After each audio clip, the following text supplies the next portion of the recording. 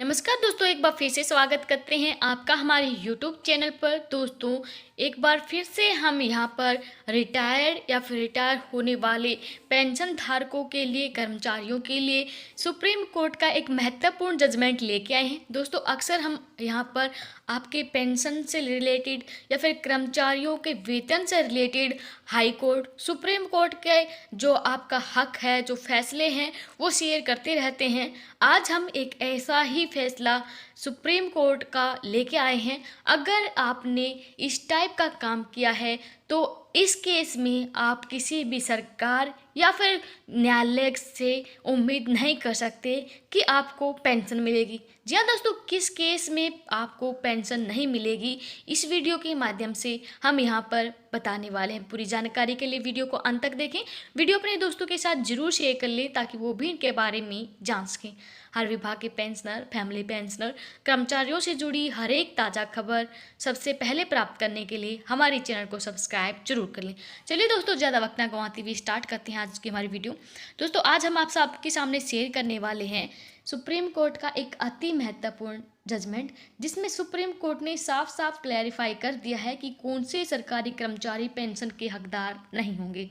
जी दोस्तों, supreme court ने कहा है कि एक सरकारी कर्मचारी जिसने सेवा से इस्तीफा दे दिया है, वो स्वैच्छिक सेवानिवृत्ति लोगों के लिए उपलब्ध पेंशन लाभ का हकदार नहीं है। केस की डिटेल अगर हम बताएं तो एक ध्यानचंद शर्मा नाम का इंसान 22 सितंबर 1971 को चपरासी के पद पर नियमित किया गया था। उन्होंने 7 जुलाई 1990 को अपना इस्तीफा दे दिया, जिसे 10 जुलाई 1990 से नियोक्ता ने स्वीकार भी कर लिया। उन्हें बीएसएनएल यमुना पावर लिमिटेड द्वारा 2 आधारों पर पेंशन लाभ से वंचित कर दिया गया। कौन कौन से आधार थे, चलिए एक बार बता देते हैं। तो दोस्तों, पहला आधार कि उसने 20 साल की सेवा पूरी नहीं की थी, जिससे वो पेंशन के लिए अयोग्य हो गया। और दूसरा, इस्तीफा देकर उसने अपनी पिछली सेवाओं को समाप्त कर दिया था, इसलिए पेंशन लाभ का दावा नहीं कर सकता। दोस्तों, ध्यान रखिए, कोई भी सरकारी कर्मचारी सेवा यहाँ पर पेंशन लेने का हकदार तभी होता है जब वो तय सीमा से पहले इस्तीफा दे देता है, तो उसको पेंशन नहीं मिलती है। रीट याचिका को खारिज करते हुए हाईकोर्ट ने नियोक्ता को इस आधार पर उसे पेंशन भोगी लाभ देने का निर्देश दिया कि उसने 20 साल की सेवा पूरी कर ली थी और सेवा से स्वेच्छा से सेवानिवृत्त और नहीं इस्तीफा दिया था, ये बताने के लिए कि उनके इस्तीफे का लेटर स्वैच्छिक इस्तीफा होगा। हाईकोर्ट ने असगर इब्राहिम अमीन बनाम एलआईसी के फैसले पर भरोसा किया था। अपील में इस मामले में बेंच के संज्ञान में लाया गया कि असगर इब्राहिम अमीन मामले में लिया गया विचार जो इस्तीफे और सेवानिवृत्ति के बीच के अंतर को दर्शाता है, उसे वरिष्ठ मंडल प्रबंधन एलआईसी बनाम लाल मीना के मामले में खारिज कर दिया गया था। इस मामले में कहा गया कि इस्तीफा और सेवानिवृत्ति के बीच वास्तविक अंतर है और कहा गया है कि उनका उपयोग परस्पर नहीं किया जा सकता और अदालत एक को दूसरे के लिए केवल इसलिए स्थापन नहीं कर सकती क्योंकि कर्मचारी ने स्वैच्छिक सेवानिवृत्ति के लिए अर्हता प्राप्त करने के लिए अपेक्षित वर्षों की संख्या पूरी कर ली है।